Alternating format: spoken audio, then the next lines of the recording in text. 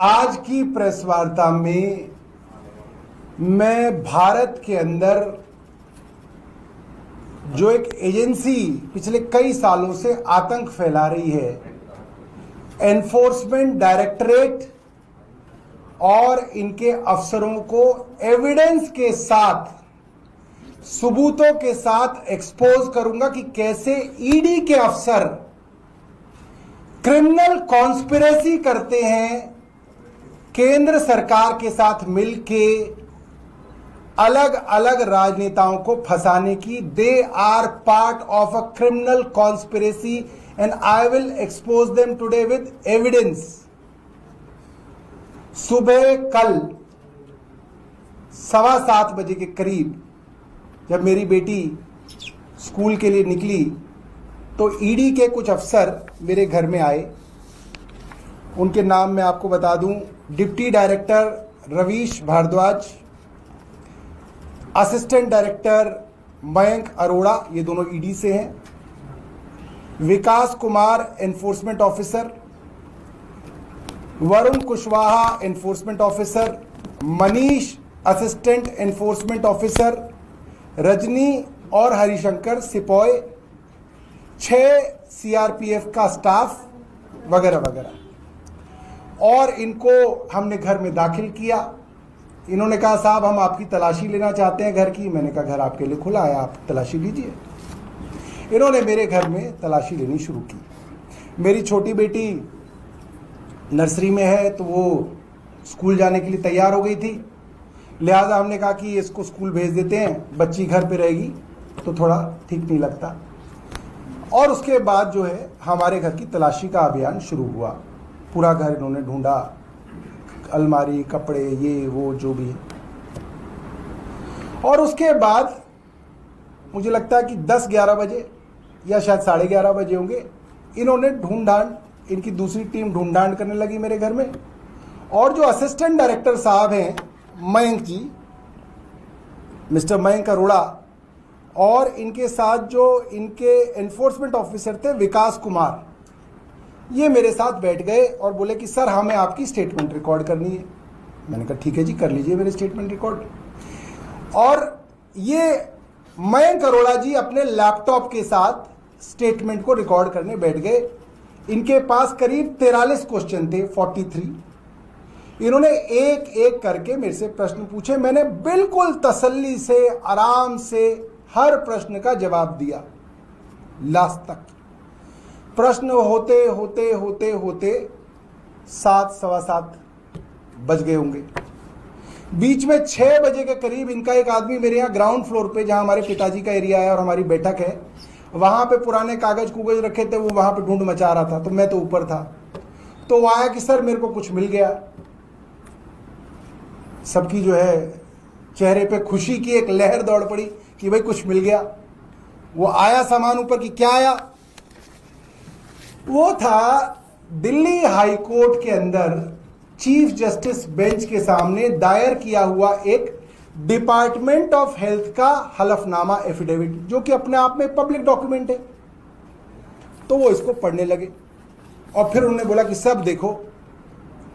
तो मैंने कहा अरे वाह, मैं इसी को तो ढूंढ रहा था इतने दिनों से, ये मुझे मिल नहीं रहा था। ये मैं ढूंढ ढूंढ के परेशान था और मैंने सोचा नहीं था वहां बैठक में पड़ा होगा मेरे, और ये बेचारे ढूंढ लाए इसको। तो मैंने कहा यार एक काम करो, अब जो मैंने तुमको जो जवाब लिखवाया ना उसके अंदर सबूत भी ऐड कर लो, इसमें सारे मेरे मिनट्स लिखे हुए हैं। इन्होंने मेरे ऊपर जो जो इल्जाम एफआईआर के अंदर लगाए हैं उन सब के विषय में उसके विपरीत जो मेरी बाकायदा रिटन डायरेक्शंस हैं वो इसके अंदर मिनट्स ऑफ मीटिंग के तौर पे मौजूद है। अब मैं मंत्री रहा नहीं, मेरे पास डॉक्यूमेंट सारे थे नहीं, तो मैं बड़ा परेशान था यार, ये सारे डिसीजन तो मैंने ले रखे और ये इसके विपरीत मुझे फंसाने के चक्कर में। तो मैंने कहा भाई एक काम करो, ये वाला भी ऐड कर देंगे। तो कह रहे हाँ सर वो तो करो, वो तो वैसे भी हमें आपसे एक प्रश्न और पूछना है कि ये जो इंफ्रास्ट्रक्चर प्रोजेक्ट्स के अंदर डिले हुई उसमें आपकी क्या जिम्मेदारी थी, क्या आपने अपनी जिम्मेदारी निभाई या नहीं निभाई? तो मैंने कहा लिखना शुरू करो। और मैंने कहा कि भाई ऐसा है, 9 मार्च को मैं मंत्री बना, अस्पतालों के विषय में देरी हो रही है, उसके विषय में पहली मीटिंग मैंने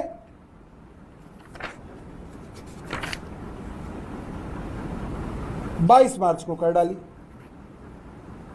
ये रही, 9 मार्च को मंत्री बना, 22 मार्च को मैंने मीटिंग करी, उसके बाद अप्रैल में करी, फिर उसके अगले महीने करी, उसके कई मीटिंगों की मतलब लाइन लगी हुई है मीटिंगों की मेरी, और सब में डायरेक्शन दी हुई है मैंने, ये करो ये करो ये करो, जल्दी करो, ऐसे करो वैसे करो, ये करो। तो साहब वो टाइप हो गया। उसके साथ मैं एक और पूरा का पूरा पैराग्राफ उसमें लिखवा चुका था कि ये पूरा का पूरा मामला फैब्रिकेटेड है, झूठा है, और दिल्ली के उपराज्यपाल विनय कुमार सक्सेना ने क्रिमिनल कॉन्स्पिरेसी करके मुझे फंसाने की कोशिश की है, और इसके सबूत मेरे पास है। I have evidence. मैंने उनको कहा मेरे पास ऑडियो वीडियो रिकॉर्डिंग्स हैं, डॉक्यूमेंट्री एविडेंस है, जिसके अंदर क्या क्या हुआ, कैसे अफसरों को डायरेक्शन दी गई, कैसे डायरेक्शन पे अफसरों ने मुझे फंसाने की कोशिश की। एलजी के अपने दफ्तर में, उनकी मीटिंग में, जहां पे चीफ सेक्रेटरी थे, हेल्थ सेक्रेटरी थे, सर्विसेज के अफसर थे, सर्विसेज सेक्रेटरी थी जो कि एसीबी के हमारे चीफ की पत्नी है, वो सब मौजूद थे। मेरे पास वहां का भी एविडेंस है कि उस मीटिंग में क्या क्या हुआ, एलजी ऑफिस का भी है, और मैं इसमें लिख रहा हूं। तो सर दे दो, तो मैं कहा कोर्ट में दूंगा। कह रहे सर ये लिख दो, मैंने कहा लिख दो, I will submit it to the court at appropriate stage. तो जी हो गया, 7:45 के करीब बज गए, एविडेंस रिकॉर्ड हो गया, पंचनामा बन गया कि जी क्या क्या यहां पे बरामदगी हुई, उसका पंचनामा होता है। पंचनामे के अंदर सीजर में लिखा गया 2 चीजें मेरे घर से बरामद करी गई, 2 कागज। एक हलफनामा है मेरा एमएलए का, जो मैंने इलेक्शन लड़ा 2025 में, जो मैंने इलेक्शन कमीशन को जो हलफनामा दिया वो बरामद हुआ। और वो बरामद कैसे हुआ वो भी मैं बताता हूँ। इन्होंने मुझसे पैन नंबर क्या है, आधार नंबर क्या है, मैंने कहा यार वो तो मेरे फ़ोन में है और फ़ोन तुमने ले लिया मुझसे। तो मैंने अपनी बीवी को कहा कि वो निकाल के लाओ एफिडेविट, वो जो इलेक्शन कमीशन वाला था उसमें सारी डिटेल है कि मेरे पास कितनी गाड़ी है, मेरे पास कितना घर है, क्या है, वो एग्जैक्ट है। तो मैं इसमें से पढ़ पढ़ के बता रहा था उन्हें, और उन्होंने इसी को सीज करके कह दिया ये एक इनक्रिमिनेटिंग डॉक्यूमेंट है। मतलब ये वो डॉक्यूमेंट है, ये पंचनामे में लिखा है उन्होंने इसके बारे में, ये मेरे द्वारा दिया गया इलेक्शन कमीशन को एफिडेविट, जो पूरी दुनिया को पता है और वेबसाइट पर डला हुआ, ये मेरे खिलाफ इनको एक इनक्रिमिनेटिंग एविडेंस मिला, डॉक्यूमेंट मिला 20 पन्नों का। जो पंचनामे अभी आपको देंगे तो उसमें कहेंगे 20 पन्नों का इनक्रिमिनेटिंग डॉक्यूमेंट मिला, वो ये है 20 पन्ने। ठीक है जी। दूसरा ये हलफनामा है, हाई कोर्ट ऑफ दिल्ली के अंदर डिपार्टमेंट ऑफ हेल्थ ने दिया, डिप्टी डायरेक्टर हेल्थ ने, ये मेरे घर से मिला, इसको पंचनामे में डाला गया। उस पंचनामे पे पंचों के सिग्नेचर किए गए। पंच कौन होते हैं?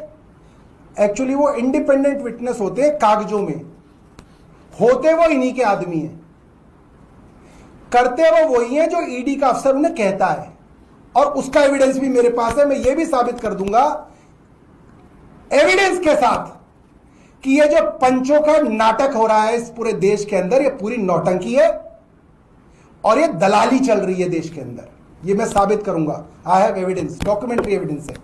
तो उस पंचनामे पे दस्तखत कराए गए, पंचों के दस्तखत हो गए, ईडी वाले अफसरों के हो गए, मेरे हो गए।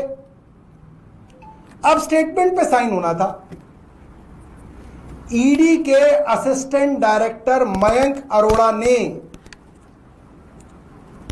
अगर मैं झूठ बोलूं तो इस चीज के लिए मुझे जेल हो जाए, इस चीज के लिए जेल हो जाए अगर मैं आज झूठ बोल रहा हूं। यहां पे मैं अपने आप को बाउंड कर रहा हूं इस चीज के लिए।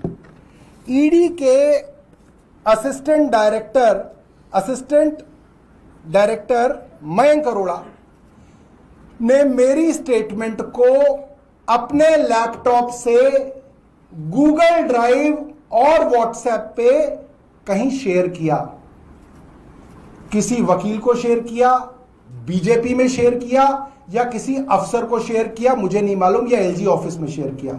मेरे सामने शेयर हुआ, मेरे वाईफाई से शेयर हुआ। ये मैं आपको जानकारी दे रहा हूं।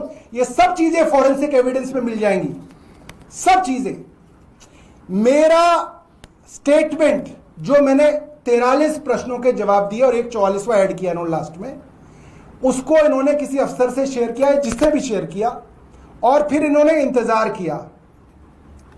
फिर वहां से इनको वापस आया और डॉक्यूमेंट के ऊपर मार्क करके मेरे पास लेके आए, हाईलाइटेड, कि साहब ये हटाना पड़ेगा आपको स्टेटमेंट से। स्टेटमेंट मेरा, मैं दे रहा हूं स्टेटमेंट सेक्शन, भाई इसको काटते रहा, सेक्शन 17 का स्टेटमेंट क्या होता है, जो स्टेटमेंट के ऊपर सबसे ऊपर लिखा जाता है कि ये पीएमएलए सेक्शन 17 का स्टेटमेंट है, लिहाजा जो आदमी इस स्टेटमेंट को दे रहा है, ये स्टेटमेंट उसके खिलाफ भी कोर्ट में इस्तेमाल हो सकता है।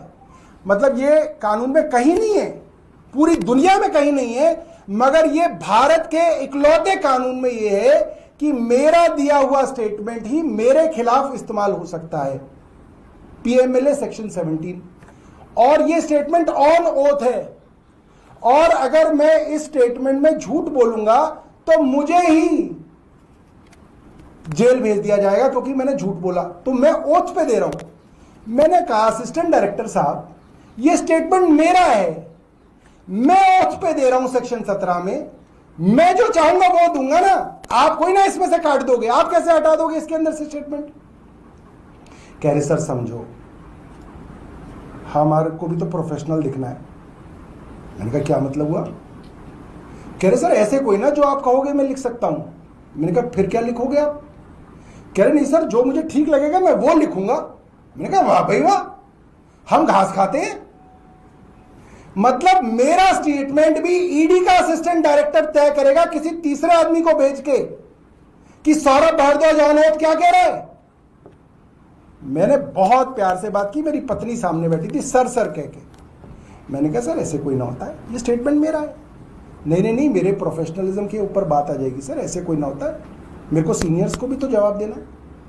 मैंने कहा ये आप इसमें लिख दो कि आपने मुझे 3 बार वार्निंग दी कि ये हिस्सा हटा लो अपने जवाब में से, और मैंने आपकी वार्निंग नहीं मानी और मैं इस चीज पे अड़ा रहा कि ये हिस्सा जाएगा, मेरी स्टेटमेंट है और मैं उसमें साइन कर दूंगा।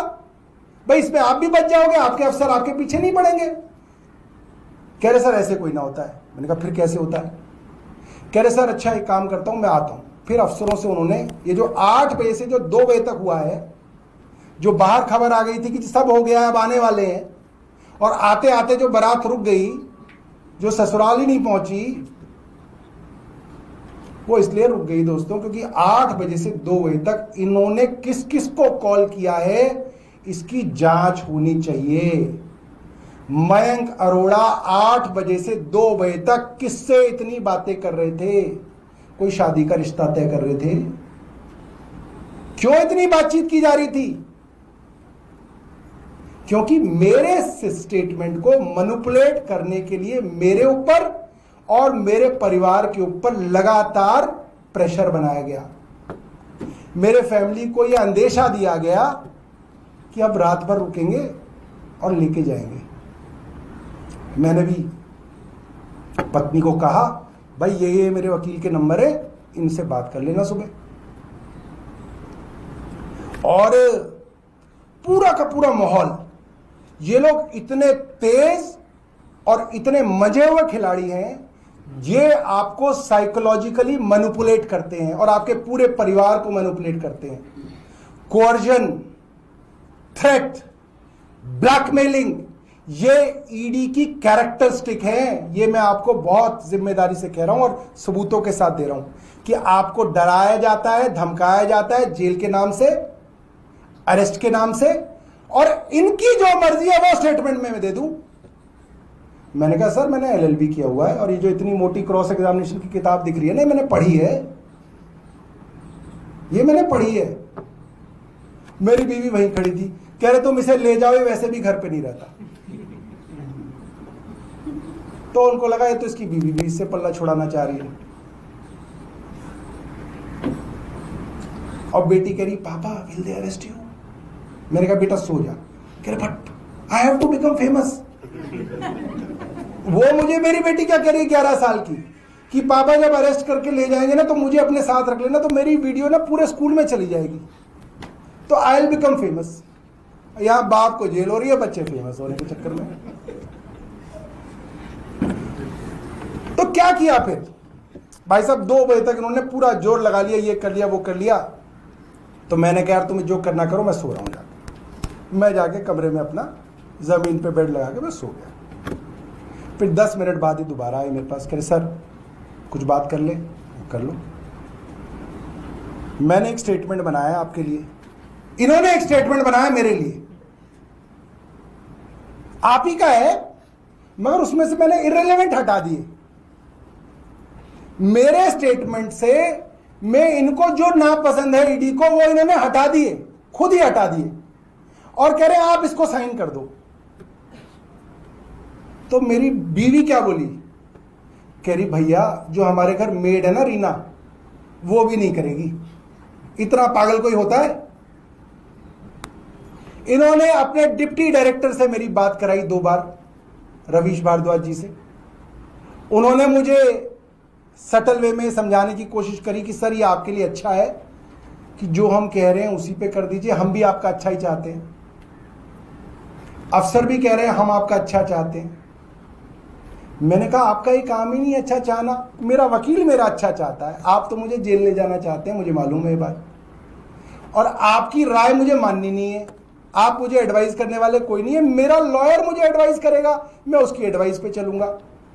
आप तो मेरे खिलाफ खड़े हो गए कोर्ट में, आप तो मेरे खिलाफ खड़े हो गए, आपकी राय में कैसे मान लूं?